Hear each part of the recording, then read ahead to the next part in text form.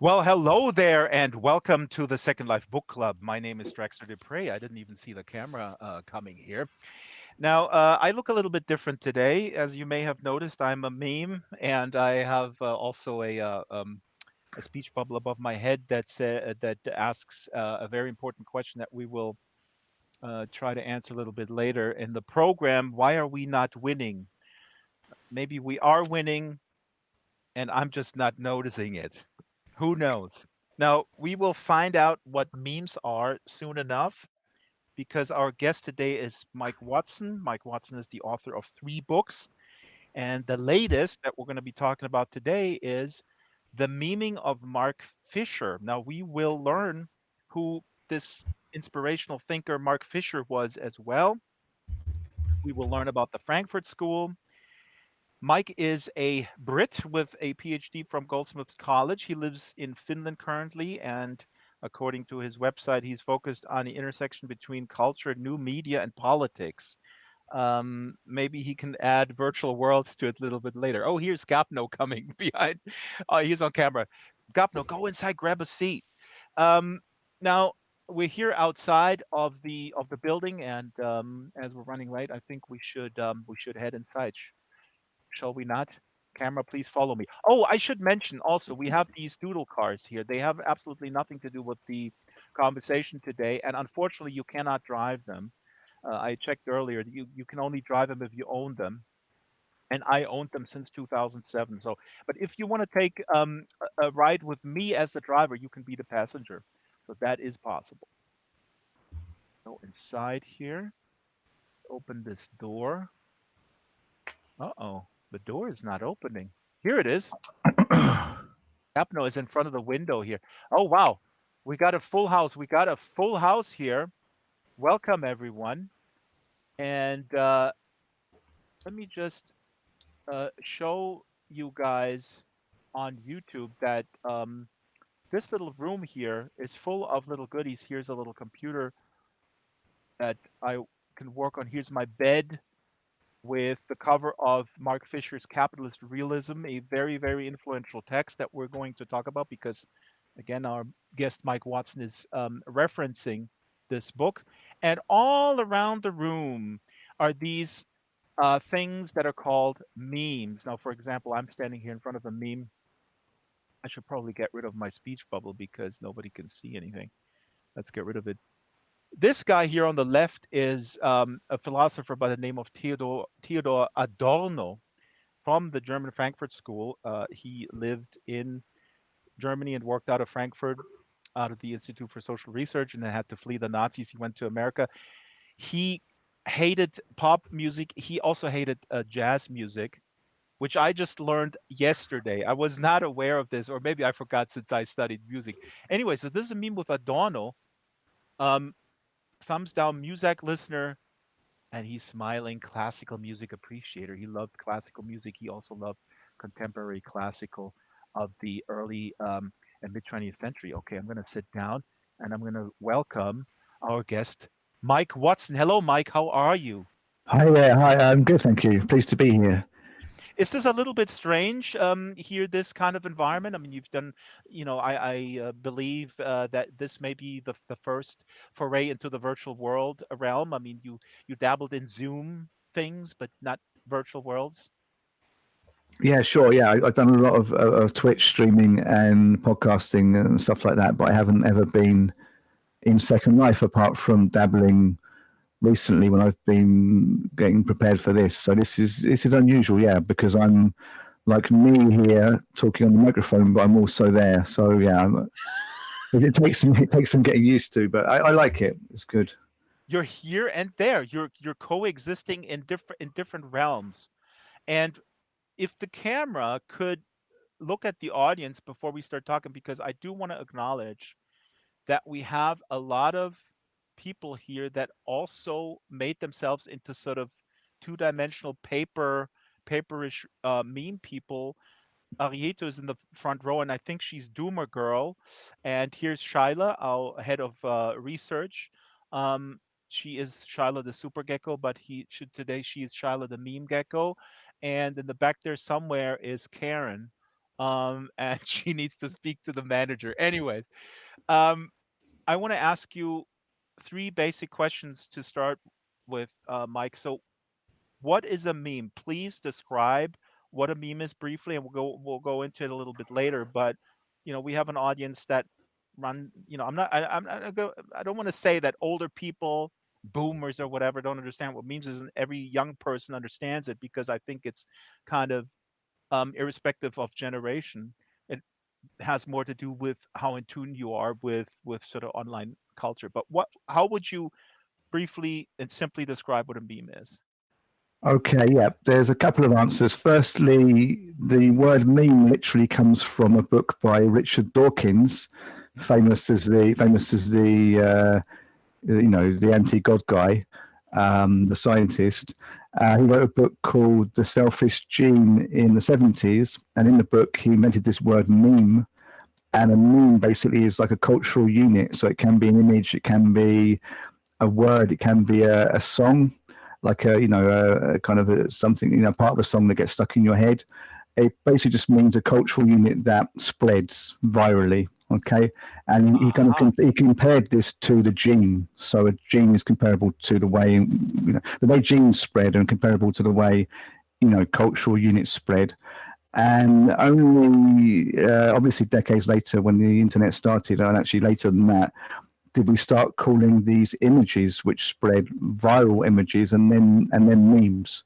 So the meme basically means an image which spreads, See, a this thing that is spreads. interesting. I had no, so this could be applicable then if we go, I mean, Dawkins coined that, but then before like an editorial cartoon, because Adorno at the time he didn't like sort of little visual cartoons and stuff like that. He said that that will lead to people basically becoming illiterate. I mean, I'm putting words in his mouth, but um, it really the defining factor is that it goes viral and everybody knows about it. So it has nothing to do with your particular avatar, which is the doomer guy, No, right? he is a meme, yeah, but he is a meme. I mean, the thing is, he has gone viral. So often the things coincide, but people tend to now say that a JPEG of roughly square proportions, like those you get on Facebook and on Instagram, people tend to call those memes whether they go viral or not. But strictly anything that goes viral is a meme.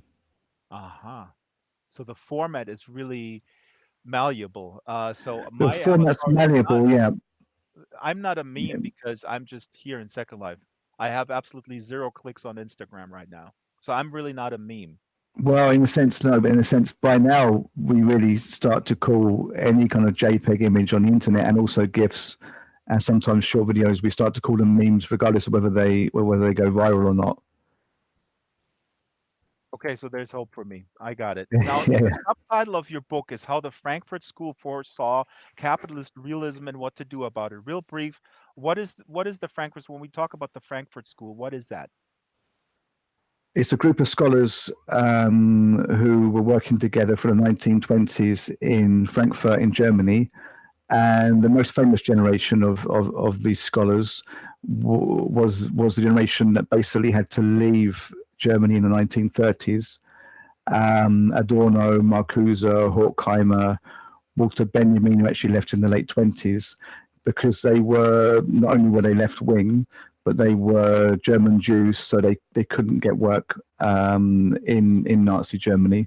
They Mhm. started to lose their jobs in the academies, in the universities, so they all ended up in America, where they wrote very effectively not only on fascist culture, but also on US capitalist culture, democratic capitalism, which they found to be similar in many ways to totalitarian That's what I states. found super fascinating about your book. I want to touch on this later because they really saw a complete sort of through line between fascism and the cultural industry of the United States at the time, and arguably actually with Shyla shortly before the show, where we're talking like the stuff that Hollywood churns out today is is actually arguably also just as bad. I think Adorno said something like uh, the cultural industry in the US is like fascism without concentration camps and without coercion, kinda.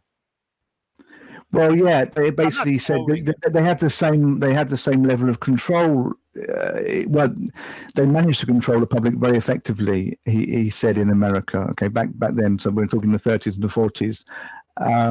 But they do this by offering, offering endless choice, or supposedly endless choice. So people think they're choosing, but the trick is to offer them, many versions of the same thing.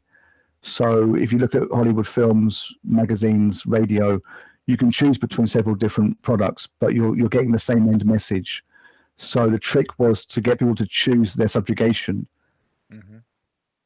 To make them feel that there is actually a choice and that they're individually expressing themselves, but also funneling them towards conservative ideas, I guess.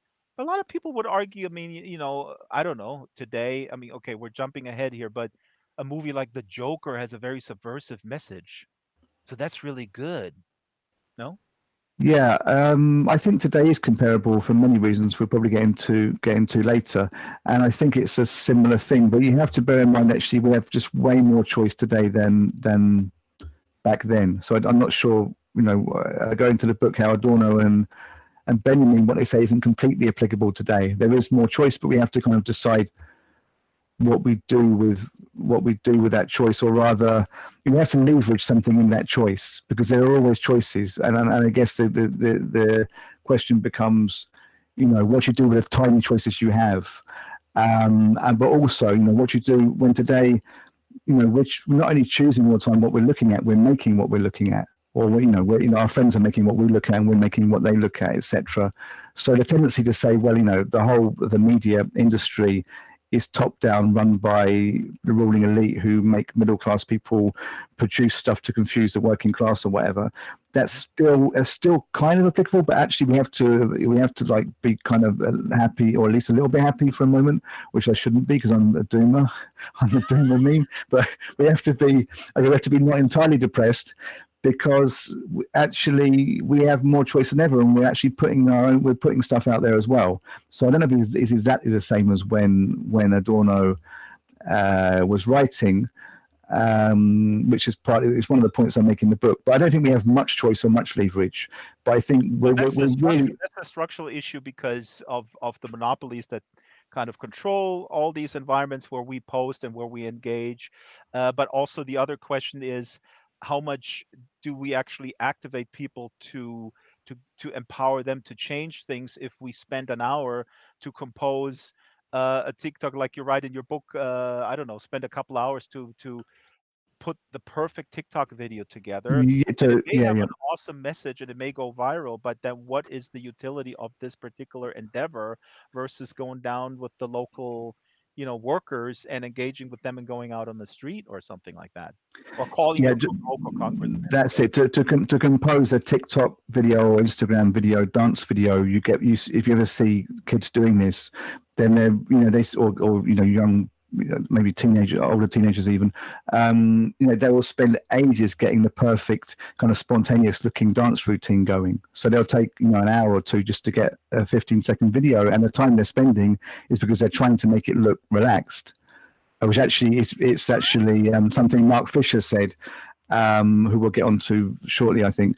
But Mark Fisher, the theorist that this book is also based on, who's much more recent, he passed away in 2017. But in his 40s he was. He actually said the same thing about text messages. So you'll find a teenager today will spend hours composing, a spontaneous text message, a supposedly spontaneous text message. So then, yeah, indeed, how much freedom is there if we're constantly laboring our spontaneity? Then let's introduce Mark Fisher real quick. Who was Mark Fisher? This influential book, Capitalist Realism. I'm gonna read an excerpt a little bit later on. But who was Mark Fisher? As you said, you're tying together these old dudes from the early to mid 20th century to a very recent public intellectual who is no longer with us. Who was Mark Fisher? What's his significance? He was a British critical theorist who became well known for writing a blog called K-Punk in the early 2000s. And he was a massive part of the theory blogging community. So we say around 2003, 2005 through to 2010 to 12, there was a kind of big network of people blogging philosophy. Okay, philosophy and particularly left-wing philosophy, but also going into metaphysics and things. And it was an amazing moment because if you were a BA or graduate student then, and you couldn't still hardly speak to your professor because professors were still, even that recently, very distant from their students. Certainly in Britain, I remember, you could often instead talk to Mark Fisher or Graham Harman, who was teaching in the American University of Cairo, Nick Senacek, who was actually, I think, a master's or PhD student at the time, but big names in theory who kind of like shunned the hierarchy and would talk to you online. So you'd have your own professors, but you'd also be reaching out to these professors who would actually speak to you, or professors or other scholars. And it really broke down that hierarchy, and it made it very hard also for the academic industry to protect publishing, to have this kind of very closed door with publishing, because people were writing, high quality theory and putting it out on blogs.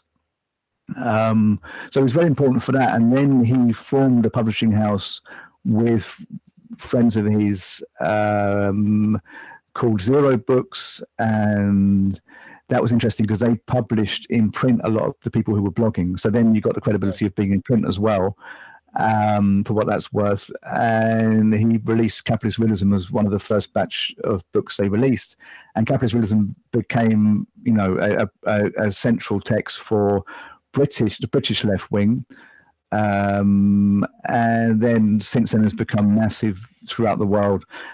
Sadly, he took his life in 2017, but the book since then exploded more. So by now it's sold more than 100,000 copies, which makes it one of the highest selling, real serious theory books of the 21st century. And he's also become a meme. So the name of the book, The Memeing of Mark Fisher, is because he's become a meme figure since I think around 2018. He started to spread mostly through Instagram and also Facebook. As you know, his face was used in memes and his quotes as well. The book cover of Capitalist Realism has been used in many memes, and it's very interesting because he talked about how the counterculture tends to be co-opted. How left-wing counterculture, anti-capitalist counterculture tends to be brought up. So it's, if you think about, as an example, which I'm not sure if he used in Capitalist Realism, maybe he didn't, but it's a very simple example to use. Che Guevara, the revolutionary. If you think about him appearing on T-shirts, on mugs and T-shirts, yeah. watches, I grew up with these etc., T-shirts, yeah. you get a comparable thing with any kind of counterculture, that it ends up being brought up, it ends up being commodified, basically. And So he talks about that, and then yeah. in a sense, he in his passing, he's become this meme. It's not a commodity in the same sense, the commodities that can be bought and sold. Memes aren't commodities in that sense quite, but they are linked to the data economy. So he's saying these very serious things, but they're kind of trivialized as memes. But I'm in two minds. So the book says, well, he's been trivialized, so it's the ultimate irony, because the person who most effectively talked about co-optation was co-opted. But of course, he would have been. He would, he wouldn't deny that he could be co-opted himself. But on the other hand, Mike, sorry, I want to jump in here because we have an interesting. Hold that thought. Here is Mark Fisher, 1968 to 2017, and you just mentioned, in the sense he didn't appear on T-shirts, but he did appear on bedspreads, or the cover did. And I actually Googled it, and I found this Capitalist Realism iPhone cover for an iPhone 11 that is sold here in Germany. And as you mentioned, the book covers went through a a meme phase as well. I'm looking for this slide. Um, these are alternative book covers that are out there on the internet, and one is Mark Fisher being liptard. Is there no alternative? So, I mean, you give it to the. This is probably from. Well, I hope that this is from a progressive person. It could be from a conservative. I mean, what do you guess? Actually, I'm jumping between it's because I want to probably talk about. that's probably from a far left person. If they're saying being libtard is an alternative, it's probably from a far left person. Yeah. Mhm. So he is being memed, but he's not commodified in the sense, as you're saying, that people monetize um, him, but then again, as we established, we're all being monetized by YouTube and by all these online platforms. So whatever we do, we feed into the machine. And again, we're jumping back and forth. I have this on my run sheet as the very last question to you, Mike. How are we going to get out of this? But I might as well ask you right now, Well, because we're engaging online and we're putting stuff. I mean, I'm putting stuff out online. I have a little bit of freedom in the sense that I'm not dependent on clicks as a lot of other people are. But there are a lot of YouTubers that I admire, and I know their plight. But what I find, for example, problematic if YouTubers tease with a show and then they put the community hangout behind the paywall. I understand that they need to be paid for what they're producing online, and some of the stuff, the video essays and even the podcast conversations online are of the highest quality on the left and progressive side. But I just recently thought about the problem when they're teasing something. They go like, okay, now we're going to hang out, but we're going to do this um, behind the paywall on a Patreon link or something like that. I don't know, because then community is being it becomes an in crowd, it becomes a private club where you have to pay to get in. I find that a little problematic. Anyways, yeah. So hang on, going back a bit, but actually this does kind of maybe answer a bit what you just said. I think, on the one hand, Fisher has been co-opted. We can say it's just on the basis that the memes that they feed into the data capitalist economy. So you can make a very left-wing meme, but it's going to be supporting the data economy. But not only that, it is identifying you as having left-wing views. So you're also, down somewhere on lists as having these kind of views, which is what often we were trying to avoid before, when everyone was anonymous, and we can still be anonymous. But actually, using social media, then people will have a pretty good idea who you are, or at least they can target you with certain products. But the thing is, I know that many people got reading Fisher because they saw these memes. So I often encounter people on Instagram who say, "Hey, yeah, I started reading Fisher because I saw Fisher memes." That's definitely the case. So when you say what do we do, I think there are two sides. This is one thing I say in the book, is that that the internet is in many ways the best and worst thing that ever happened to us. But actually, that's also based on Frederick Jameson, an American theorist, saying that's pretty much what Marx says in Capital, is that capitalism is the best and worst thing that's happened to us, because it allowed for an increase in wealth for the majority, but you have to seize the means of production then, and then we could say we have to seize the means of production. No, like literally the memes. But the memes of production. No, yeah. I get you. This is really good. But the thing is, the internet it does give us so many more opportunities. I mean, you're old enough. You said earlier before the chat, so I can say it. You're older than me. We both remember like a pre-internet period, and I was making Xerox magazines, like fanzines. Yeah. Oh, me too. Absolutely. And that stuff was great, but how much more, of an audience do you get, and how much more possibility do you get to publish now with the internet? So we have that thing. Actually, I think a lot of younger millennials and Generation Z or Zoomers, they don't actually know, how great a thing this is. So maybe, maybe they won't always utilize it to best effect, but actually a lot of them do utilize it to really good effect, and they do spread around political ideas. Sometimes, really awful ideas, but there is definitely a growth in left sentiment amongst the young. So, we can use this stuff to push out what we think are good ideas, but also, we confront the fact that the seriousness is diluted, because the attention span, for anything you see on the internet now is so short that you have to make very quick, funny statements to get any attention, really. I mean, the other thing is, if you have the means, to get attention, you can take a photo of yourself in a bathing costume or something. It's not going to work. It's not going to work in our cases, but but there are things that we should be doing which are more subtle than these two extremes or these two different kind of approaches to getting Instagram followings, and the internet doesn't allow for subtleties. So yeah, that is an issue, and we have to work around that. And I do talk about in the book, we need a kind of more abstract, reflective meme. Yeah, something a bit. Go on. Let me jump in. I'm sorry, I don't want to interrupt because I could listen to you all day because I think we're very aligned. I see that you may be the reincarnation of Adorno in the sense that you are uh, putting, you're able to put forward both sides, and then yeah, I feel very much the same. Where we're like, oh my God, this is really great what we can put out there.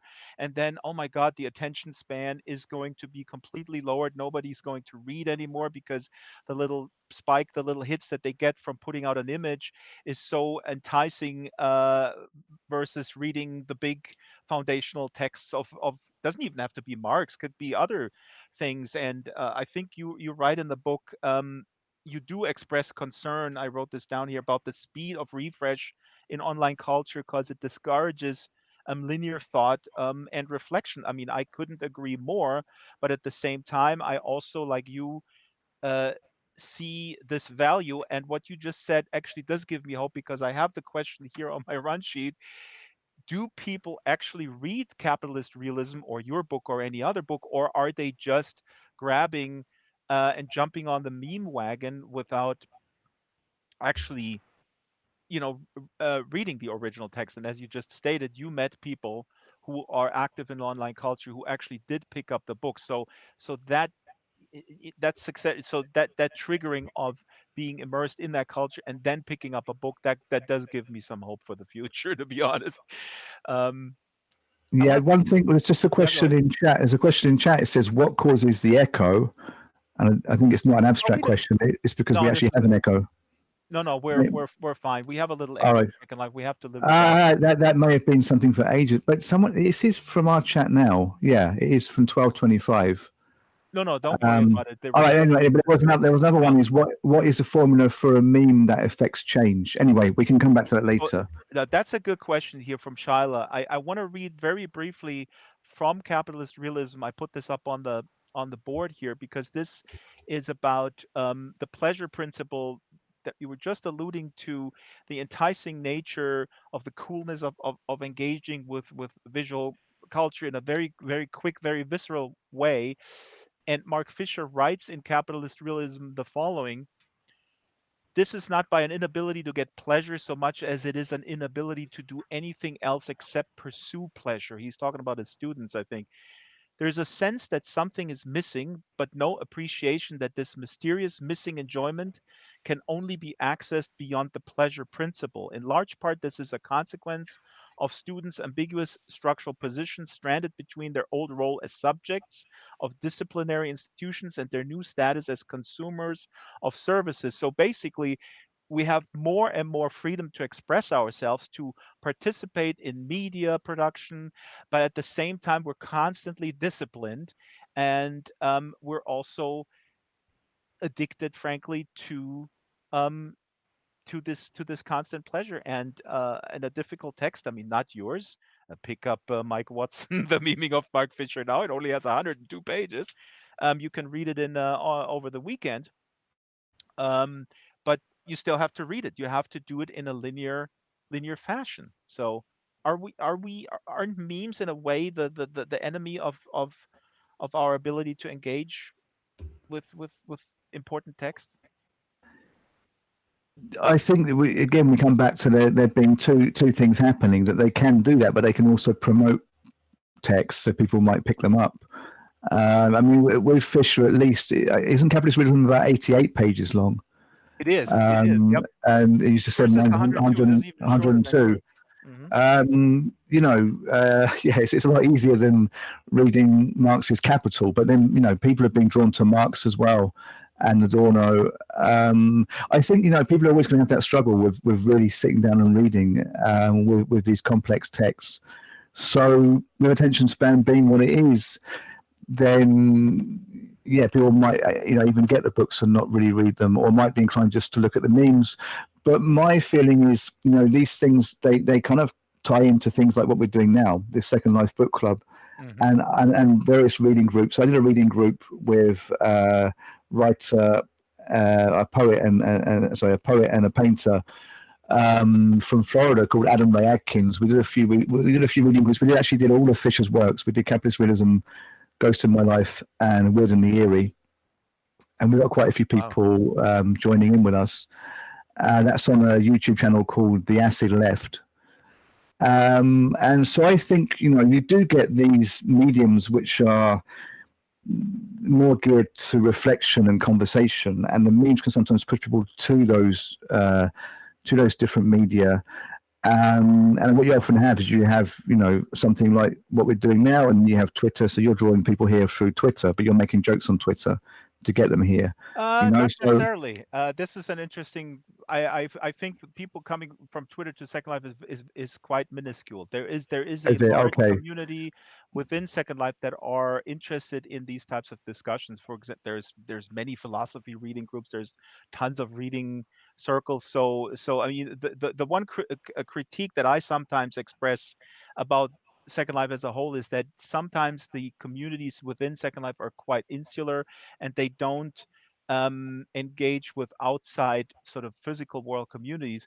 But then again, when you think about it, who cares? Because they're completely happy with their own engaging in the subject matters that they care about. So Second Life is in that sense a space where if you are interested in any given subject matter, you will find like-minded people, and you can engage in a space that is non-algorithmically driven. I mean, I personally am only on Twitter because I'm a contractor for Linden Lab and I have to engage with my fans every once in a while. Otherwise, I wouldn't be there, to be honest. I would not be anywhere other than here.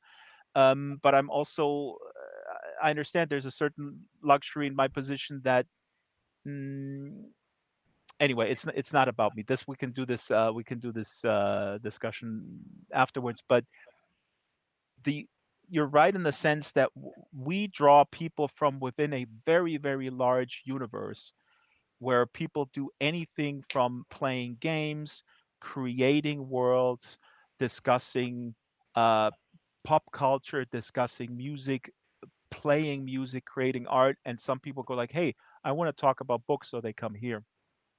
Monkey just posted the Acid Left. Stranger mentioned in the chat from Ursula K. Le Guin's National Book Award speech, the profit motive often is in conflict with the aims of art. We live in capitalism. Its power seems inescapable. So did the divine right of kings. Any human power can be resisted and changed by human beings. I think we're all aligned here in this room that we hope that there is an alternative, right, Mike? But the question actually is also, are memes art? What do you think? Okay, hang on. There's quite a lot there, Big one. all right. But going back a second to everything you just said, then, well, yeah, I think Instagram and YouTube have a bit of a relationship. I mean, not professionally or not, in terms of who owns them, but I mean that you can drive people from Instagram to YouTube and Twitch. So there is this correlation, and I think the internet has this possibility of, you can dialogue, but I think what's missing is having a reflective media. So that ties in very well with your last question Yeah. there about are memes art. Well, the Frankfurt School, they really believed that art was the kind of the missing piece, or culture is a missing piece in leftist theory, so in Marxist theory, because Marx really looked at the economy. And so they introduced study or research into popular culture and into what we might call high art, even if that's not a very nice term, but not contemporary art because that's a very new term, but let's say fine art, painting, sculpture, etc., and music. And it was Adorno's feeling that the problem we have as humans is that we tend to try and understand, to categorize, and to identify things. So we give things measures and names. We proceed through the world by putting things in kind of in boxes, yeah, by defining what things are. So we then become less scared of them. So we feel we can control them. Okay, this is basically what science is about. But it's also what religion was about before that. So Adorno says that it's this process of what he calls identity thinking, which leads to conflict, because we end up actually categorizing each other, and everything in the world becomes categorized and actually becomes monetized. So he says the way we get around that is we have to try and do the opposite. So if that is what we call identity thinking, he would call the opposite non-identity thinking. And he says to not identify, to kind of inhabit a moment where you're not judging and giving things labels, or thinking about things that you've given labels before. Then to do that, you need to be looking at something or listening to something that you literally cannot identify. So he says abstract art that has no He loved actual abstract art. subject. He loved Yeah, classical music. But why yeah. did he hate jazz? I mean, honestly, this is so weird to me because jazz Well, is this such a is the jazz thing. but he was before free jazz and that kind of stuff Well, because it's confused a would have bit, yeah. loved Well, that because stuff. you said earlier that he didn't like pop music, then you kind of I almost corrected that, because I don't think people were saying pop music in the same way back then. Jazz was He pop at did the say time. jazz. Yeah, he Yeah. said jazz because he meant pop, but what he meant is music made by the culture industry. So he coined Yeah. this term, the culture industry, and what he meant by that is that industry had dominated culture in the same way that it had dominated every other kind of aspect of life by the time he was writing, by the middle of the last century, but actually Right. also by the 1800s at some point. And he basically said that we need to develop an art that's outside the industry, or rather, only things that can withstand the industry momentarily can give you that sense of non-identity thinking, of not categorizing. So it's a kind of sense of a trance whilst you're looking at abstract art, or for him more actually listening to classical music. So he talked about Schomburg, Mahler, Gustav Mahler, Mahler. and Yeah. we can all relate to that in a way, even if we don't listen to classical music. But you think about Pink Floyd or trance music or drum and bass or something like that, where you get lost. You Yeah. stop to feel your edges. He's talking about that moment where you no longer you're no longer thinking about us and them, or me and them, me and you, me and the world, that you forget about your boundaries. So that's Donna basically says that experience is kind of, how could you say it? There's a word. Anyway, it gives us an example. It's exemplary of how us and the world around us are entwined. Yeah. And I So think he uses the term like being the music shocks you out of it. And it's yes. interesting that you mentioned trance and or Pink Floyd and and I love all this stuff, but I just realized that I could also listen to when I got into Schönberg and then, actually really much more sort of hardcore stuff, Lutoslavsky or whoever, and my dad was coming in the room, and my dad listened to the commercial classical station that now only basically plays the Star Wars theme 24/7. He goes like, "What kind of noise is that?" That was stuff that Stravinsky. I don't know. In today's years, Stravinsky is fairly tame, frankly. But for him, it was unnerving. So I completely understand where they were coming from because my dad, I love him, but he used music to to calm himself, or to relax and not to be I don't know, challenged, I guess would be the word as well. Yeah.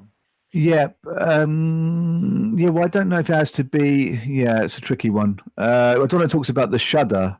There's this term, the shudder, Yeah. which in German is Schauder or shower. There's two words that roughly mean the same thing, I think. And yeah, it To me, means. that means challenging. To me, that means something that is not Oh, yeah, I immediately think it proven. does. Yeah, yeah, yeah. And he is meaning that. He means like dissonant music. Yeah. It's true. Yeah, he does mean that. Yeah. And Pink Floyd is used for commercials today, but okay, Well, who am I kidding? yeah, there are moments in Pink Floyd that are kind of quite heavy and disturbing as well, like the seagulls in is it Echoes, the song Echoes. Yep. But yeah, but I suppose I wasn't actually really thinking about that when I said that. I mean, I like to use the example of music where you kind of just float off and you lose your boundaries. But in reality, Adorno is talking about a moment where you are shocked to some degree and you lose your boundaries that way. In the moment of shock, you forget who you are. Um, and then that shock ends quite soon and you return back to yourself. And he said, when you return back to yourself, you realize what's happened, because when you're in that moment of suspension, through shock, or it could be, if I always talk about when you're relaxed, but when you're in that state, when you don't know your boundaries, you don't know it's happening. So it's only when you've lost that state that you realize it's happened, and you realize that there was a moment, a brief moment, when you were not separated from the natural object, from the world around you. Now, before we get into a completely nerdy discussion of what is shocking, what era of Pink Floyd stopped to be shocking or whatnot, I also want to put up this slide here, this excerpt from your book, The Memeing of Mark Fisher, because this is a little bit, since we're talking about sort of the prescription, how to get out of the oppressive nature of capitalism. By the way, if somebody here disagrees with us lefty progressives, that what's the big deal with capitalism? I mean, it gives us all this awesome content and it feels so good. Please do voice your opinion. I mean, I joked earlier, Mike, that you may be exposed to very dangerous thought here and you might come out as a commie. Who knows? But I might do. Or anyone might do. I don't know. Yeah, that would be scary. I don't want to be a tanky. You know what tanky means? I like you have to define everything here. What is a tanky? It's very tanky in meme circles, but I actually think the term goes back to way further to the 50s when the Russians sent tanks into Hungary. I think it means a defender of the Soviet Union. It means basically somebody who's aligned with the far left, with Soviet communism. Mm-hmm. So you get people in the meme community and generally online who are really, really far left, and they can be quite hard to deal with, and we call them tankies. I mean, I'm more a socialist or democratic socialist. So, Caddy's asking, comrade, commie, communist. Yeah, no. This is actually my next question about the left division in the left and the lynch mob. But first, let's talk about this here real quick. The quote from the book, you're talking about digital flaneurs, and you have an excerpt about this too. I really love this because this also ties in with what a lot of people do in sort of, again, here, this non-algorithmically driven virtual world community. You write in your book, like digital flaneurs, we need to seamlessly incorporate our psychic reality with the image culture of online arcades at our own pace, seizing what's useful to challenge consumerist psychopathy and algorithm-pleasing cultural output. Then we need to turn what we find outward onto the streets in the formation of grassroots movements that can reconfigure the debris of capitalism in new community-based formations. So we need to build community. But what is a flaneur? Where does this come from? Please give us the historical context. Walter Benjamin was studying the flaneurs.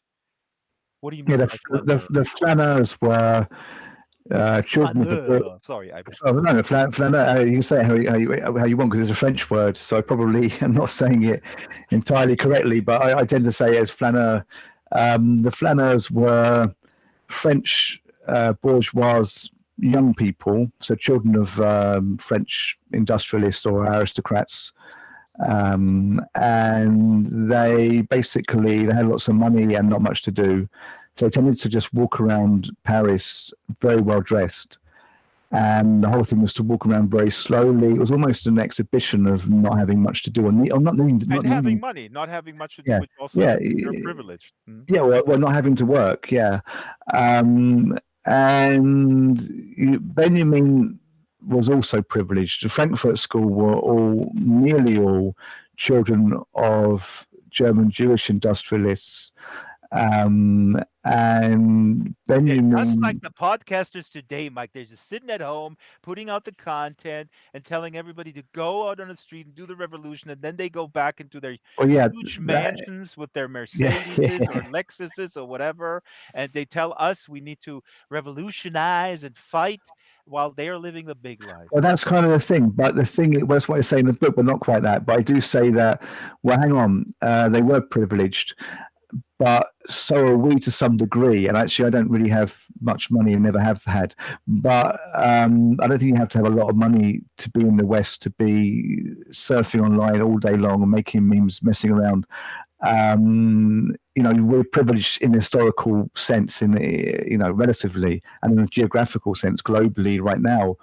A lot of people making memes that, they are doing a thing similar to the flaneurs, in a sense, but more particularly similar to Benjamin. And Benjamin, he actually ended up in Paris in the late 1920s. He preferred it to Germany. At that point, the threat of the Nazis was not clear to that degree, although I think he suspected what was coming in Nazi Germany because the Nazis came into power in actually 1933.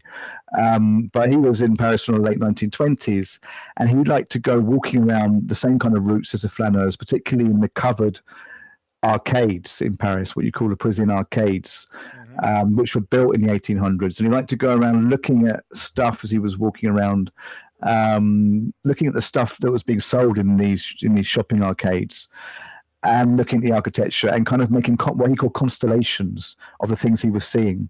So groups, of different things he was seeing. And he thought through constellations, also of things he was reading. So like Marx, Baudelaire. Through these constellations, he said you could make more sense because the whole of history it was like an explosion that had been scattered. And through constellations, you could regather bits of this explosion in the debris of capitalism in the commodities around you. And the thing, the architecture, etc. And you could try and make a new sense out of it, or you could try and trace back kind of the history of it by building these constellations and better understand how we got where we are today. So I say, And well, also the reflective tasks. I mean, then on top of it, it's just the and sorry to jump in here, but being in the COVID, I mean, the pandemic is not over. This is something that I investigate a little bit in my documentary, which was the hardest for people. No matter how privileged they were, or how much money they had, or how good their clothes were, or whatever, they were able to flaneur to some extent and walk around and reflect. And all of a sudden, when lockdown, that was all completely gone. Yeah.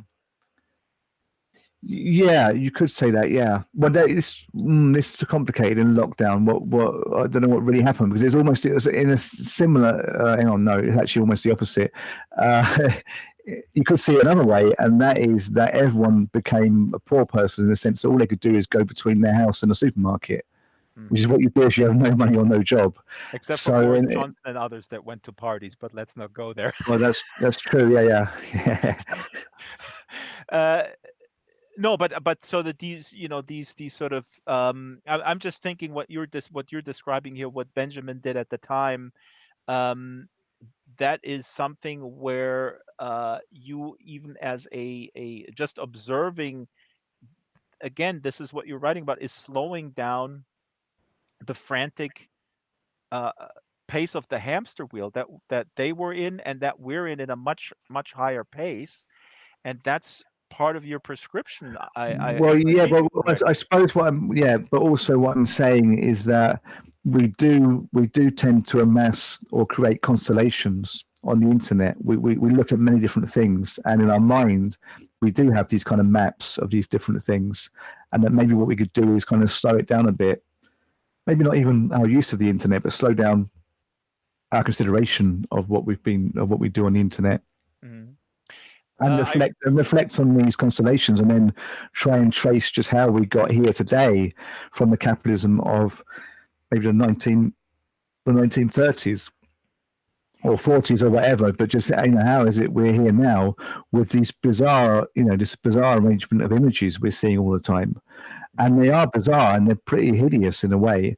A lot of the internet. You're just like, oh Jesus Christ, like you really you want to look away, but then you want to look again as well.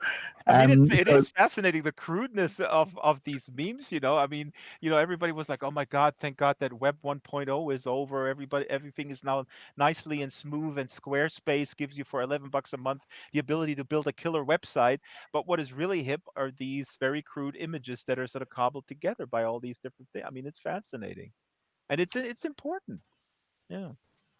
I say this as an elitist who reads all the time and puts his phone in the phone jail at yeah, 8 o'clock, so well, he's yeah, not.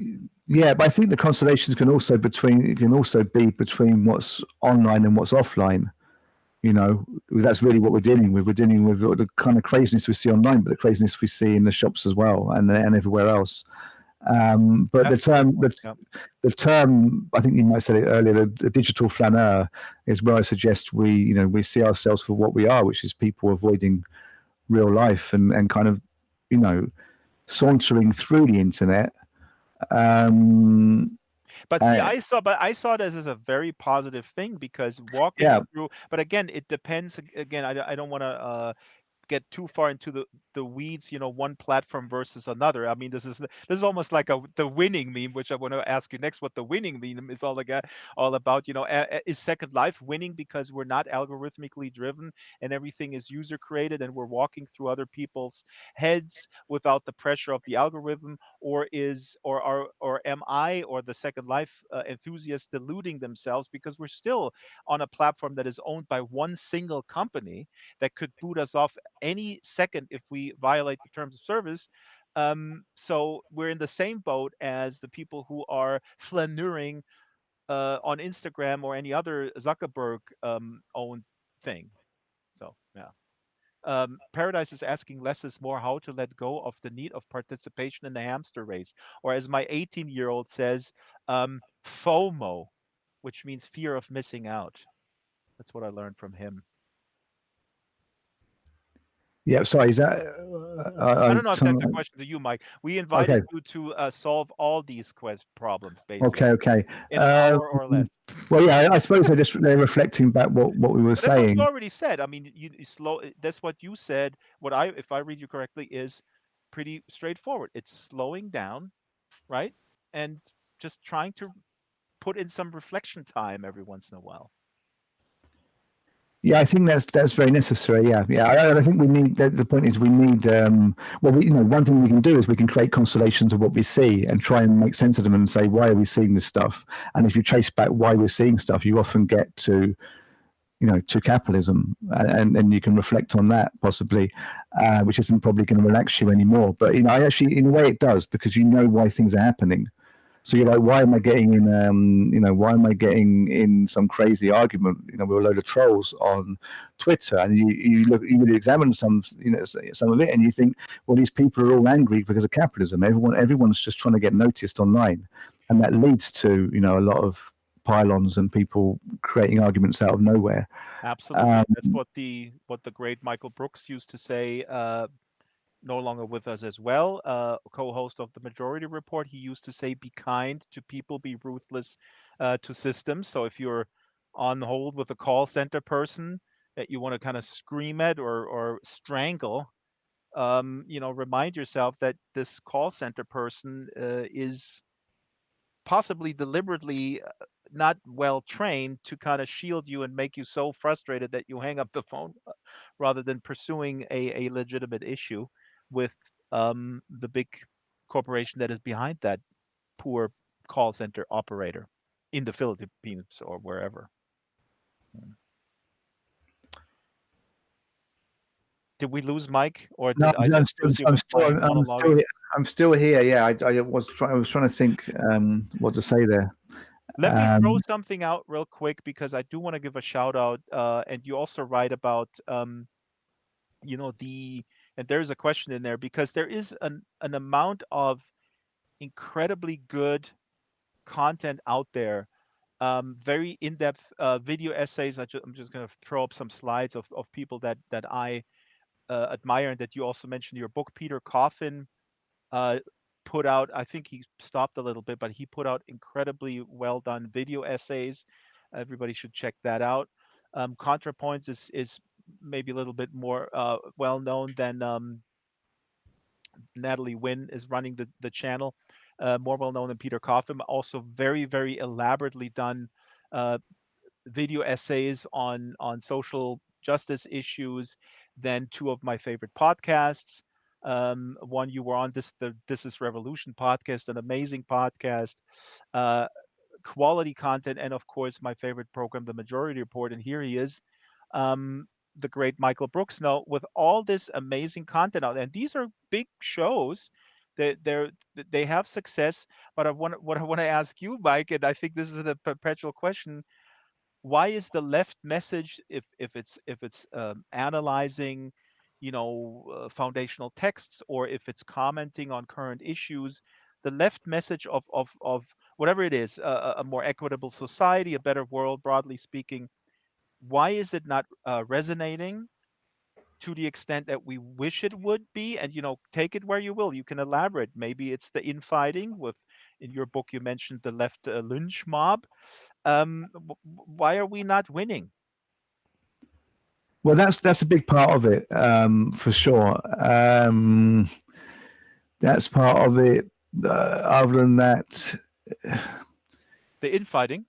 well, yeah, that's a big part of it. But other than that, I'm just thinking, well, why is that? I mean, I mean, we did do kind of well with Bernie Sanders, being there, with a possibility to become the Democratic nominee, and with Jeremy Corbyn leading the Labour Party, but then they couldn't get in power. There are so many forces amassed against them.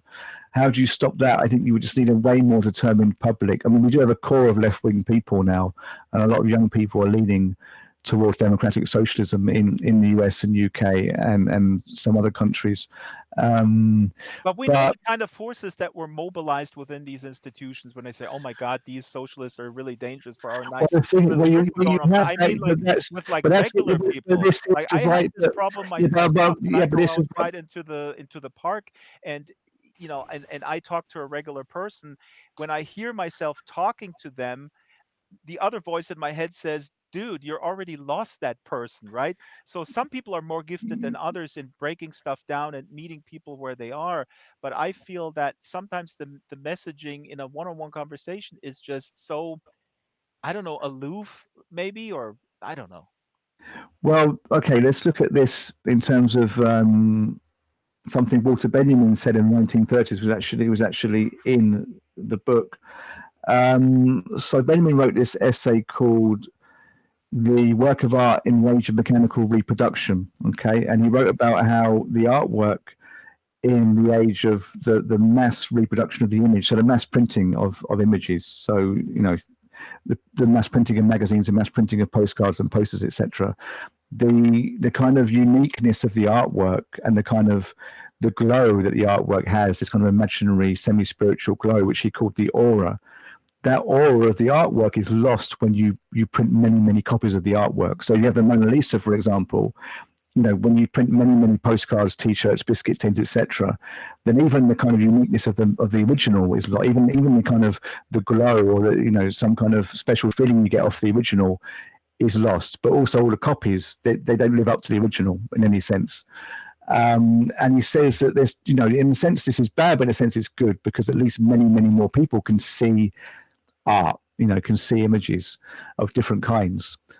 But he says that what happens when you get many, when you get people suddenly seeing more stuff. So if you think in the 1800s, people probably had a Bible, a picture of Mary or Jesus or both, and some family photos, possibly, and possibly a book with, maybe a book or two in their house with images in, but they didn't have much. Most images they saw were in churches or museums. Okay.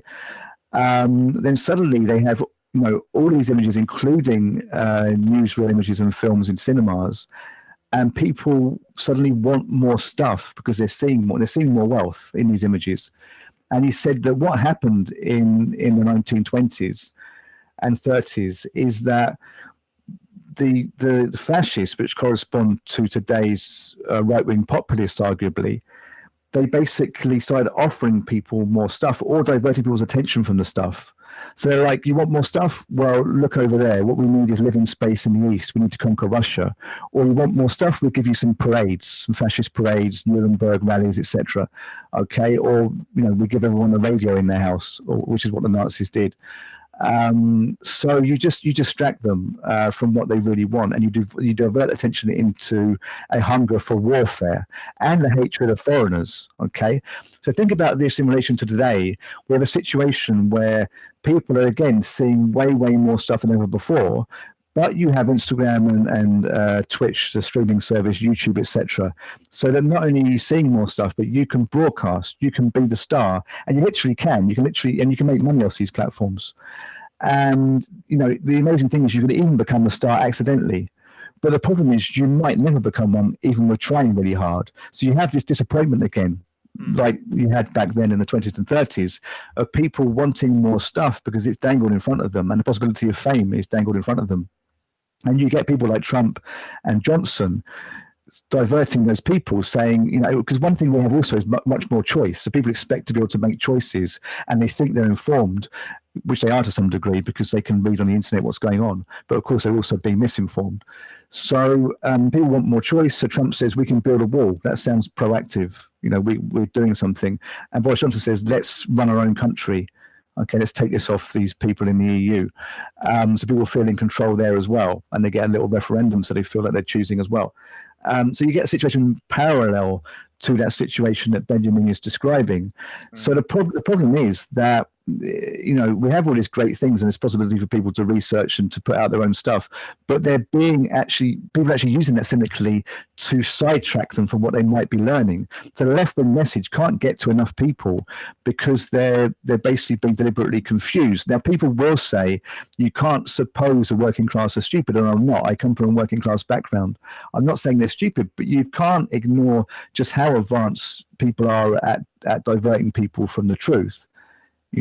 And for a while I think that the ruling elite, they lost the way because you had the internet and that exploded, and people suddenly could send out messages that they couldn't send out before and become educated. So you ended up with people becoming much more aware of the history of empire, people becoming more aware of feminism and things like that, and to some degree of socialism and communism. But what the elite did, seeing that suddenly you haven't got these top-down messages, you haven't got these messages coming from the ruling elite to the masses, you have messages going between everyone and basically creating a confusion, then I think the ruling elite were like, great, we can actually hide behind that confusion, or we can actually muddy the waters even more. So I they kind of forget. I get always involved in that. forget that there was a guy, and I should have really write this down. But there is a guy in Russia that I heard about in an Adam Curtis documentary, and you may know who that is. But that's a guy who comes from avant-garde theater and who is high up in the Putin administration, and whose theory is uh, exactly that: just flood the zone with information that Uh, is just overwhelming people all the time, and that will lead to everybody just I don't know, just giving up to of seeking information that has value to their lives. It's just a constant Yeah, I mean, flow. exactly. Yeah, Adam Curtis, but I forget. I can't remember his name now either. But anyway, yeah, he was talking about how the Russian establishment was doing this, but then But it's actually he funny talks because about, that guy comes from it, avant-garde theater. I found that so yeah, ironic, right? So he goes like, "Hey, cool, we did this really cool sort of artistic stuff that, according to sure, Adorno and the sure. others, would sort of shudder us out of the complacency." But he's using that to push people back into the sleeping, I guess, the numbness. Yeah, but I mean, Adam Curtis is very good at drawing narratives, but I think he chooses like a bit of this here and a bit of that there. I mean, yeah, no doubt that has some truth to it. But I think governments are just doing that, globally Doing it everywhere. anyway. Yeah. Yeah, No, whether I don't whether want they to. have. I have my problems with Adam Curtis. We can go into that on another It program. is, yeah. Somebody's saying, "Are you speaking of hypernormalization, the documentary?" Yeah, it's in It's in hypernormalization. high. Yeah. Yes, exactly. Yeah. Yeah, yeah. But yeah, what do we do about that? I think you did ask that at some point. What do we do generally?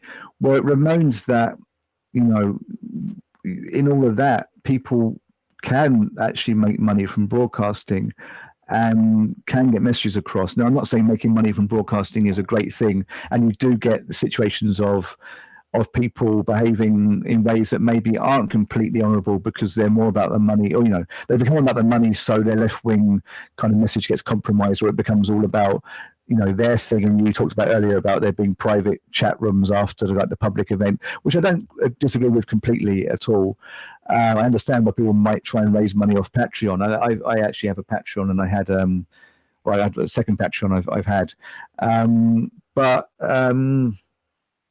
Yeah, it's true that I the think kind of Patreon is actually a good it model. is a good thing, but yeah, I mean, you said that this maybe can lead away from the freeness and No, no, openness of the it was early just internet. one specific thing where Yeah, community is associated with paying. That yeah, to yeah. me Okay, sounds like a in-crowd club where I have to pay to get in to talk about stuff to kind of, mount basically the revolution, or at least that's sort of purporting to be. If I'm absolutely pro people getting paid, obviously, Yeah, of course. Yeah, for their work, right? But to hang out together and sort of, talk in a talking about books and stuff, or whatever, or just sort of a post show hangout kind of thing where we meet people and strategize, that I find problematic. I think there should be a tip jar. I think it should be encouraged to donate to the cause if you want to kind of print fly. Let's go back to the zine flyer world pre-internet. Chip in to pay for the flyers if you wanna really do something. That's cool. But to base a business model on excluding people while you're trying to bring people into the fold of your message, that I find a little problematic. I don't have a solution how to monetize things. It's a challenge. yeah, What? yeah. But not to get too caught up on that. I didn't mean to go into that or to make you defend that what you said. But the point more is that yeah, people can make money out of saying left wing things, or at least get the things out there and not make the money, but get an audience. But the thing is that the making money aspect is a bit of a red herring as long as we're in capitalism, because that's what Mhm, causes a competition.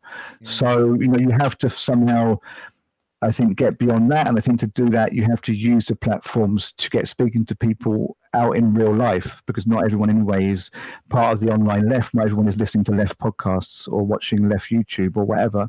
So, one issue increasingly is how do you leverage these platforms to get people speaking in the real world, which is how I end that book, saying we really need to do that. I think that is the Absolutely. answer. That is the answer. That we do have these platforms; they are very effective at getting people talking. But of course, as you said earlier, it's the new, it's a new online, it's a new left wing academic. The online left is the new kind of case of the left wing academic who speaks about all this left wing stuff, but actually doesn't really do much. And you're seeing that increasingly with left wing podcasters, etc. And I'm not saying I blame them. I think it's just again a symptom of maybe of capitalism, um, and people just not knowing what to do, because not everyone wants to go and speak to the workers, so to speak. I mean, I teach in a university. It's not like I don't work. But when you think about the workers, you're talking about, let's go and talk to the nurses and the supermarket workers and the factory Oh, workers. absolutely. Uh, That is totally legit. I actually yeah, think if but you're they're a true. podcaster or an online producer of content, that's totally fine. Well, that is true. Yeah, the podcaster possibly can't go and speak to the workers because absolutely. we're all in different roles, and the writers often aren't the best person to go and speak to a supermarket I worker. I I can tell I you, think. but it's the point is that the podcasters could be pushing the fact that we need to organise Yep. and saying, get out in your town and speak to and make a team of some people who have the outgoing personality to go and actually speak to the workers, and some who are making the flyers for events, and some who are doing this and doing that. Now I think we could coordinate that much better online. I think that's what yeah, that's what I point to at the end of the book, and that's maybe how all this stuff could be useful. Mike Watson is our guest. The book is called The Meaning of Mark Fisher. I'm reading here the subtitle: How the Frankfurt School Foresaw Capitalist Realism and What to Do About It. It's out from Zero Books. You really got to get it. Again, it's 102 pages, and because it's so short, you can also get the two other books of Mike's that are here on the ground. Actually, they're scattered on the ground. Can the left learn to meme? And then towards a conceptual militancy, which are still on order. Mike, I don't want to buy the ebook. I want to buy the physical one, so they're on order from my local bookstore. Um, but talk briefly. We're racing. We had reading scheduled, but there's such an engaging conversation. I think we can skip the reading. You guys got to get this book anyways. Um, and then go to Mike's Patreon where he talks to you one on one if you pay him $5,000 for the hour. I'm joking. Um, Talk briefly, please, about the issue of and I think you use the word lynch mob in your book, and we all notice that all of us in the progressive lefty sphere have witnessed an infighting between prominent figures. And actually, I stumbled across your article in Jacobin that's called "In Defense of Herbert Marcuse," where and I missed this because I'm not that super online, but Matt Taibbi was calling Herbert Marcuse, one of the Frankfurt schoolers, a pseudo intellectual at fault for much of what ails the contemporary left. Anyways, this goes too far. Just what is the online when you talk about the online lynch mob or the the left lynch mob. What are we referring to for the people who are not that online? I mean, what's happening here, broadly speaking? Okay. First thing, just to Oh, Mike is make just it putting clear, his Patreon here my in the Patreon is chat. there, but I don't have private chats on Patreon. I do one thing though, is that I'm making reading sessions where I read or close read Adorno at the moment. Adorno's Aesthetic Theory, his last That's book. awesome. And so that's a really involving book. Actually, I only did 6 pages in the last 1 hour video of me going through the beginning of the book. So it's going to take me a year or two to get through all of that. But I also do other things that are a bit more fun on there. But I think it's a good opportunity for me to actually really go deeply into Adorno. But yeah, you can look there. So those videos go there before they go on YouTube, and then also there are some private text and things for the. Oh, there you go. There's my private part. There's my not my private part. That sounds funny, but there's my part that's only for people who pay. There's some Tell that text. too. The private parts are Yeah. extra in the super Patreon. Okay, but to get also to what you're saying, and that will probably get me cancelled. Now you made me say private parts, No, but and we're gonna both be and totally canceled. yeah, I know, but it ties in nicely to what you asked me about. The antagonism of the online left and people attacking each other. Well, that happens a lot. I mentioned that briefly in the book. I mean, Fisher mentioned that in an essay called "Exiting the Vampire Castle." Exiting the Vampire Castle in 2013, he got in quite a lot of trouble for it. But basically, he talks about how what you would call the identity politics kind of crowd, which are people involved more in gender, LGBTQ, and race issues. Some people involved in that end of the left can get very angry at the socialist and communist left, and vice versa, and it's very unproductive on both counts, on both sides. But also, you can get people getting angry at me, calling me a neoliberal because I don't define really as a communist, although I probably am one. But I find that can put people off. And then, but on the other hand, you get people who call me a communist because I don't define as a social democrat. So I mean, you get the this kind of thing all the self-labeling, time. right? So But you can get canceled or the lynch mob on you if yeah, you are self-identifying in a way that is, in their eyes, too mild. You kind of like chickening out, yeah. for You can example. be, and you can be, yeah, exactly. But you can, yeah, exactly. Well, you don't want a revolution. You don't want like an actual physical bloody revolution. But you can explain you can't have one. That's not something that's on the cards right now. But a lot of younger leftists get really angry at you, and they call you like libtard and neoliberal because you don't think that it's time to have a revolution, a forced revolution in the UK or Germany or somewhere like that. It's quite amazing because maybe I was talking a bit like that when I was 18, maybe. And so it's very hard to explain to people because then you can't get into like you're saying that because you're 18. Listen to me, because I'm now a boomer. So it's tricky, but I mean, actually, really interesting with this book is that people tried to cancel this book, and this gets kind of complicated. But okay, so Mark Fisher formed Zero Books, and later on, at some point, him and his team that formed Zero Books left Zero Books because they didn't like the parent company, and they made a company called Repeater Books. So this Repeater Books have always been a bit against Zero because they didn't like the way Zero carried on when actually they formed Zero. So they were kind of like, they didn't like Doug Lane, who was he was the publisher of Zero Books when I published my books with them. Although actually I signed for my first book, I signed the contract when Mark Fisher was there. But anyway, the point is they didn't like Zero Books. So they didn't like the fact that a book went out called The Meaning of Mark Fisher with Zero Books when they had left that that parent company that runs Zero Books, and they got very hostile when the book cover was released in about May last year. The book came out in September, but the book cover was put on Twitter by Doug Lane in May, and so there were hundreds of reposts with obnoxious things said about the book, and people saying you can't write about memes and Mark Fisher, or how dare you write about Mark Fisher and publish with Zero Books. So there was that kind of anger. Wait, hold on. It was not because the publisher Doug Lane posted this publication of sort of giving it away. It was because you should not have written about Mark Fisher and memes at all, like this kind of Well, subject there were matter. different people getting angry. We were saying different things. One is that they thought it was trash that Mark Fisher should be memed. It's not. They thought it was not good that he should become a Oh, meme, I see. and they thought they didn't know the content of the book, so they were just kind of full stop. It's bad that he's associated with memes, Mike, even this though. is sorry to jump in here. This is quite amazing because real quick, I sent a message to a prominent author who I very much admire, who was a previous guest here on the book club, and I'm not going to mention his name. He's a wonderful guy. And I said, you got to come to this show, and he says, well, that title is kind of weird. And it seemed to me that, and it dawned on me that he felt like you were sort of like, I don't know, capitalizing or monetizing the fact that Yeah, Mark Fisher was exploited somehow. yeah, and people get the wrong end of the stick, and if they don't read it, but people who read it tend to like it. But and it's been read by a lot of people. Actually, it's been bought by I mean, fairly a fair amount of people, considering it's quite an academic book. And actually, it's been bought probably partly because people got upset by it, and you can actually see later on there were other kind of things that happen. You can see sometimes the trends when people attack the book, that the sales go up a bit, which is a funny side effect. But it got crazier because, okay, they attacked on Twitter my book for a while. That died down. I'm like, okay, well, that's died down. They seem to have actually promoted my book, so things are like going smoothly.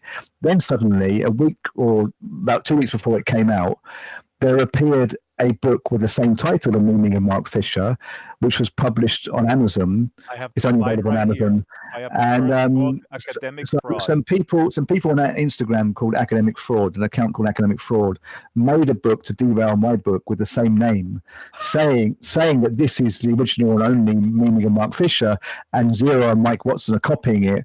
And actually, they filled the book with Mark Fisher memes, but they said it was because it was bad that I was like writing about their community, and they didn't like the fact that it existed, but it was more like they didn't like the fact that it existed because they're the ones who do Fisher memes, and I shouldn't be involved in talking about it. And I confirmed that. I actually spoke to some of the people I made them angry this week with a meme, and actually they came on my thread on Instagram, and they actually said pretty much, "You're a boomer. You're too old for this stuff. You shouldn't be writing about it. You're not part of the real community who started Fisher memes." So it was all this very protectionist stuff. But they were angry because rather than thinking Fisher memes shouldn't exist, they actually just think that they should be the only ones making them. Excuse me. That is No, absurd. That is so so, so, fascinating, Mike. so Oh you my have these God. two extremes, and the thing is that died down, and it's like that was actually quite kind of not upsetting, but a little bit annoying. I took Listen, my head. Mike, if I were your agent, I mean, you should totally write your next book should be about that journey. Well, the thing is, this book will be republished soon, probably. I won't say who by yet, but we will probably have an introduction, which is all about this scenario. The book will be introduced me talking about all these things that happened. But the thing is, that kind of calmed down. So like, okay, well, that's calmed down. That's also promoting my book. So now I can kind of breathe. So the book comes out, the sales are doing okay. And then suddenly, Doug Lane says, repeater books have bought zero. He's like, shit. And he wrote a message to a few people involved in zero books. Like, repeated, like, there's been a bid for zero books.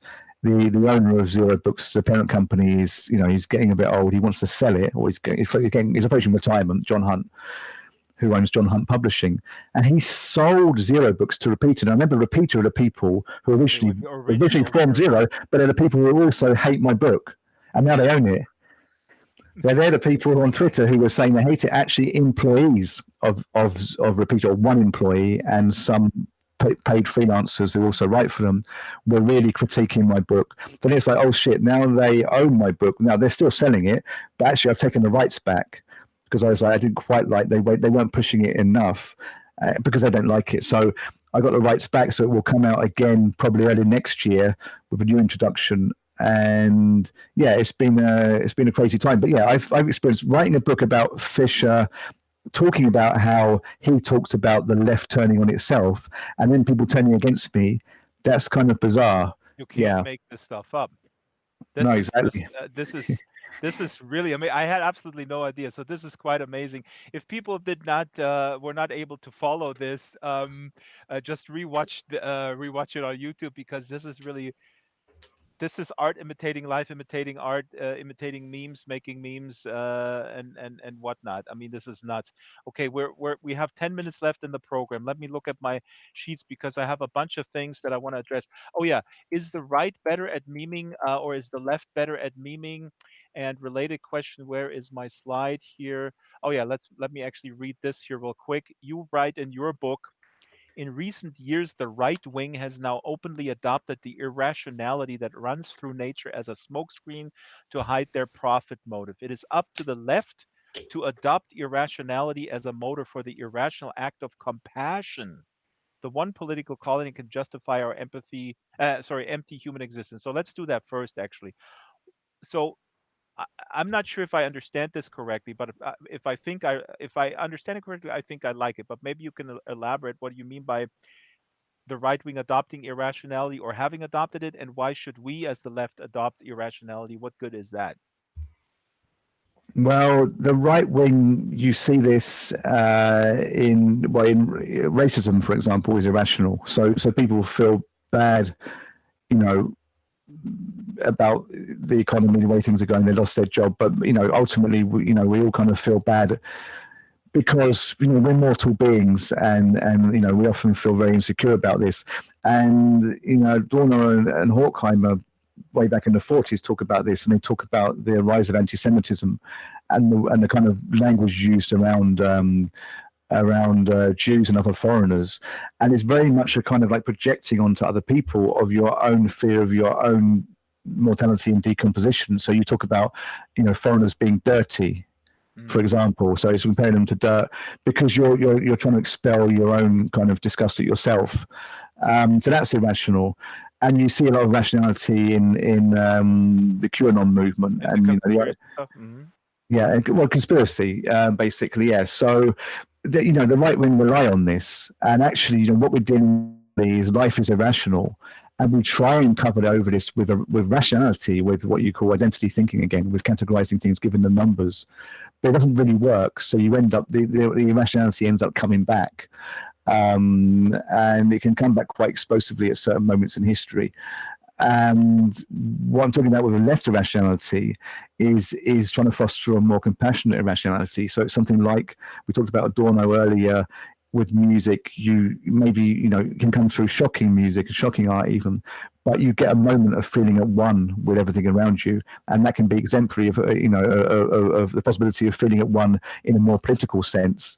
And compassion is something very important in left politics. It's something very important generally. It's something we're lacking, and that is for many people irrational, and increasingly that's being seen as irrational by it's been cast as irrational by the capitalist system. So now you have these spikes around in cities to stop people lying down, stop people sleeping outside, for example, and it's illegal to feed homeless people in some countries now. mm-hmm, mm-hmm. So I say, reclaim, or not really reclaim. Well, in a sense, it's reclaim compassion, because I think we had more compassion before, but I mean more discover compassion through this kind of loss of oneself in art. So go to music concerts, but also people relate this a lot to psychedelics. But I don't promote psychedelic use particularly. You can or you can't use psychedelics, but I think in music culture and the practices around music culture and spirituality, where you get maybe drinking, maybe drug taking, you get this feeling of loss of yourself, and people often speak about feeling in touch with nature and each other, etc. So This I is a think that's important. Yeah. the- uh, I I just want to say again, I love this book, and Mike, this is a fabulous book, and I'm looking forward to reading your other two books. One thing, and you're not going very deep into it, but you're kind of suggesting, I guess, and this the one is not a beef, but where you suggest that the hippie, the punk, and the rave movement, in terms of their musical output, we need something of that kind of magnitude and conviction in order to that this is sort of part of the political or part of the I don't know, not the revolution, but maybe the beginning to get the ball rolling. And I always think, and I'm certainly not an expert on this, but my feeling is that these movements have been commodified very quickly. I'm not so sure how much music in the 60s, the late 70s with punk, or mid 70s, whatever, and rave music or electronic dance music or whatever have can again, we're circling. I mean, we kind of talked about this a little bit before, but I'm not sure how much they can activate people to really go hard against this oppressive system of capitalism. I doubt the revolutionary power of music as a musician and a fan. Well, I mean, it is fleeting, yeah. For Adorno and for Fisher, it doesn't take long for something to be co-opted. But I mean, I think it gets a lot more complicated than that. I think, I think in a lot of time you have to find this experience for yourself, and the whole thing of something being able to shock you sufficiently, or being able to like lead you into some state where you're not categorizing. It depends on that thing partly being new to you. I don't mean new in the way that capitalists sell newness, but just like, you can't categorize something you don't know. So I think if you don't know something, then maybe you get something off it. So maybe people, hearing 60s music now who are growing up, they might get that experience off that music, possibly. You're making no, it's, you're making actually now I'm thinking as you're talking, this is the I agree 100% with you. I think I was not very precise in what I was trying to say. I agree with you 100%. We're going back to the kind of shuttering out of the complacency of the individual. Music does have that power, no doubt about it. And abstract art as well. uh my, I think my issue was with saying like, oh, these movement, this movement's huge. They're going to sort of change. I guess I'm picturing somebody at a concert, or James Hetfield for that matter, because I'm a big Metallica fan, saying in front of 500,000 people at some sort of festival, we gotta reject capitalism, because then it's just a spectacle and it does nothing. I guess that's my issue when I talk Yeah, about the I phenomenon. think, yeah, I think that doesn't work. Yeah, for sure. Yeah, Some I think people you some need a people lot say of. that because that just contributes. That's just sort of a performative thing in my mind. But I bump into people every day who are convinced that if more musicians would do that, and I think you write. No, wait a minute. Mark Fisher writes about the Live Aid thing, 1985, um, where well, that goes into a little bit of a different direction where the burden is put on the individual. Oh my God, this is such a huge topic, and we have 3 minutes left. Somebody did say something in the chat. Perhaps the left needs to recognise that sometimes people do conspire. People tell me not trusting the World Economic Forum Oh, makes me. stranger. Yeah, I was just gonna read that. Stranger Um, says people tell me not trusting the World Economic Forum makes me a conspiracy nut. The left needs to recognize that sometimes people do conspire. Let me say something real quick, and then Mike, you can take it where you will and expand on it. I forgot where I heard that, but somebody said conspiracy theories are basically just sort of class alliances among the rich, the ruling class, and the World Economic Forum, which is very interesting. A uh, there is a conspiracy theory which has anti-Semitic origins, and I bumped into this because a neighbor told me about this, and I don't want to get into it. But Mike, where would you take this thing? Let's. well, I think that's right. That actually a lot of people aligned with, for example, QAnon, and a lot of Trumpists generally, Trump supporters, they basically they spell out left wing problems. They talk about the global elite, that are messing things up, but it's just sensationalized and given some kind of fantastical element like blood drinking Democrats. Absolutely. So the Well, core is always. that is an effort to derail. I think that is again an effort to derail the public's thinking. So they're on track, but then people throw kind of other elements in there, ridiculous elements in there, and then left wing people get very upset at these populist right wing people saying no, it's not about blood drinking Democrats, and then they end up arguing rather than making alliances. But the left, you see, I think for the left, it's not a conspiracy. It's just that's what capitalism is. That's the difference, perhaps. Is Uh, it a conspiracy? No, that's just how the world works. And the Economic Forum is probably doing terrible things. But I think it depends what kind of leftists you're talking about. If you're talking about social democrats and the main leftist party of any Western country that sits in parliament or in opposition or whatever, in government or in opposition, they normally, they won't like criticize the World Economic Forum or any of this stuff because they're basically neoliberals. But the left socialists, even the Sanders kind of Corbyn level, I mean, anyone who gets in power won't say anything about that. But I know a lot of leftists who would criticize those kind of things. But more of a Stranger Nightfire has a point, I think. But I think really the issue is how do we make the left story, the left kind of the aims of the left, how do we make that compelling? And the right wing have the best stories, and we're not able to tell the story. They have the shorter stories. And actually, you know what? I'm going to go a few minutes over time because I want to relate this anecdote because it's so perfect. And Stranger, thank you for mentioning this. Stranger is a very deep thinker, and I know where he's coming from with this.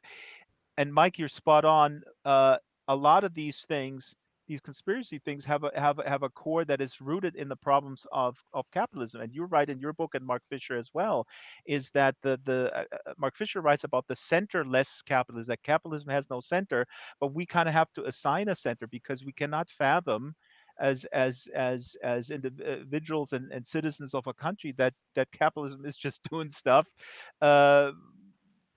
Without sort of the cabal of, in most cases, the Jews somehow pulling the strings somehow. I talked to this guy who owns a small business here, and I asked him, how is COVID treating you guys? He goes like, yeah, it's really terrible. It's the supply chain is all messed up. We can't deliver the fireplaces. He has a little fireplace business, kind of a high end for like expensive apartments, and he can't get the individual parts anymore. So he's behind the schedule, etc.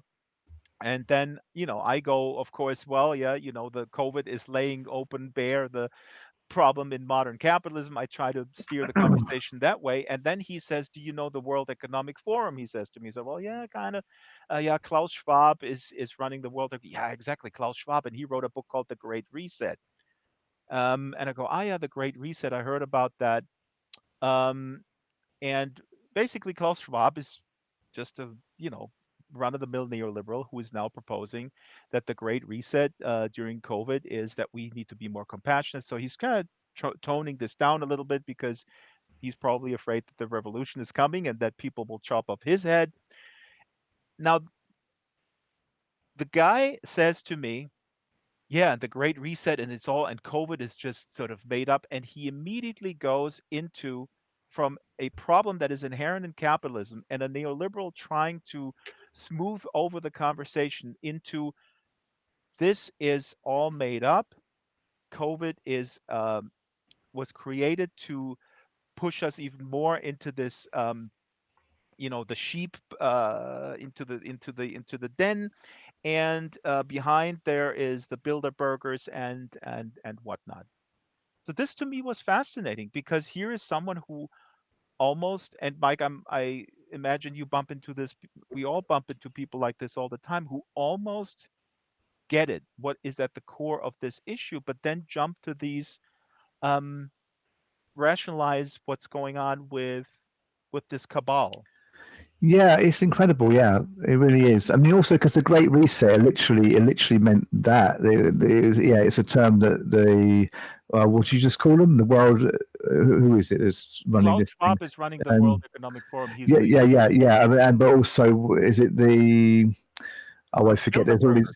No, but it's the actual kind of international body that is kind of implementing the. And it's not the World Economic Forum. Yeah, it's right, WMFW something, whatever they're called. Anyway, but maybe it's a few. Somebody in the chat can find that out for us. But if I Google it, I will find that the Jews. But it basically means, yeah. But they were talking about kind of global kind of New Deal style politics, social democratic, helping out the world, because they were terrified of what's happening with the populist right, and electoral systems aren't going to be able to deal with the populist right. Now it's going to be worse because there's nearly 10% inflation in the UK on food prices now. You're going to get the most kind of far out political strands developing now. I mean, QAnon was Yep. nothing. I So agree 100%. but the thing is, it basically, let's like give a little bit more money to the poor, and not probably enough, as you're right, probably just doing it to like placate. But the placation post World War II was a very good thing. It's not full communism or anything near it. It's not socialism even, but the welfare state, which many countries are now trying to kind of basically get rid of, erode away, was a good thing. So if you have, these kind of these global governance systems, unelected, trying to push back to that kind of system, like post World War II welfareism, because they're terrified of the fact that the governments are basically going to take it away, and we're going to end up with global right wing nationalism, if that's possible. Um, I think that's very possible, actually. I mean, yeah, yeah, there's no and so yeah, coordination on the but whole. then the conspiracy theorists start seeing this as like some terrible thing, the Great Reset, and now you're seeing the term everywhere, this Great Reset term everywhere. It was fairly innocuous as a thing, but it's being jumped upon because it sounds kind of some big deal. So, like the Great Reset, this is where we get rid of half the world's population because they think it's overpopulated. It's this kind of thing coming out, and it's very hard to then address people when they think that's what's happening. It is frustrating, and it is totally a ploy of the ruling elite where they've jumped on the confusion that can be sown via the internet. Well, let's leave it at this depressing note, as we had this talked about earlier. Well, no, but let's not say that. Let's leave it at we can fight back, and we just need to get out and talk to people. Yep. There you go. Absolutely, and I want to stress this because your book is ultimately, as is Mark Fisher's book, ultimately a positive prescription that does, I mean, at least gives me hope. And we need to go out and talk to people, and we need to take them where they are. Um, and maybe I'll even go back to the guy who told me that the Great Reset was about the Jews. I don't know. Maybe I'll drink a beer with him. Oh, wait a minute. I don't drink beer. Let's suggest a tea, and we'll talk a little bit about. I don't know. Talk to people and grab them, or start talking with them from where they are. Okay, now we're over time. This is absolutely awesome, Mike. Yeah, Um, Thank you so much, and good luck with the reprint of this book in a different publishing outfit, I suppose. yeah. Post zero. But when you say talk to the people and grab them, like don't grab them, because Don't grab them I've physically. already, I've already been, I've already been cancelled once this last year. Come on, Oh, it's me saying it. They can't put my no, words no, into but your mouth. by association, yeah. But I know you mean grab them, grab their attention. Grab their attention and exactly, and find out where they are, and listen to them. Listen to them maybe first a little bit before you berate them. Um, Although one person that I talked to, she told me that all the hospitals are empty and it's just made up. And then I asked her, sort of tongue in cheek, and who is behind all that? And then she said, "Oh, now you want to put me into the conspiracy corner." And I said, "Well, I don't want to, but if you do it yourself, I will. You're in it." And then she told me that the Jews are behind the empty hospitals. Anyways, It's the World Economic Forum. That is probably what that is. Yeah, I got confused then. It is the World Economic Forum who are implementing the Great Reset. Okay, great. Thank you. It's been yeah. good to be here.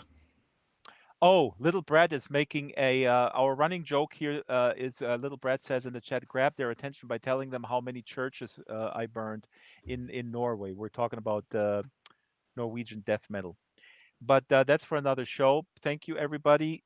Thank you, Mike. Thank you, audience. Thank you, folks on the YouTubes. Folks in World Book Club is every Wednesday, 12 o'clock, Second Life time, which is Pacific time. Email is slbookclub@draxtor.com. The show is produced by Isabel Sharon, Shyla, the Super Gecko, and myself. And today's build here was made by Ruby, except for this doodle house that I somehow found in my inventory from way back in 2007. Avatars are made by Ruby, researched by Shyla and Monkey. Oh, wait a minute. We need to get new slides where Monkey is referenced. SL Book Club is sponsored by all these people. I'm not going to read them, but you can see them, and they're amazing content creators. If you run around on the Book Club Islands, just right click and find out who made it, and then go buy from them and tell them you come from us because we live in capitalism and people need to eat, so you got to buy their stuff. And we don't have a tip jar. Oh my God. Well, there are other tip jars around the island. If you like today's show, please go to another location because Ruby is not here today and she runs the tip jar. And I think we forgot to put it out, but there are tip jars in other locations. If you love this show, please teleport somewhere else and put some Linden shekels into the tip jar. Next week, we have Ken Liu with us, who has been here many times, but Ken Liu will be talking about his absolutely epic Dandelion saga, which started with The Grace of Kings, and he has two new books. So there's a four-part series, and it's absolutely epic. It is like the fantasy War and Peace.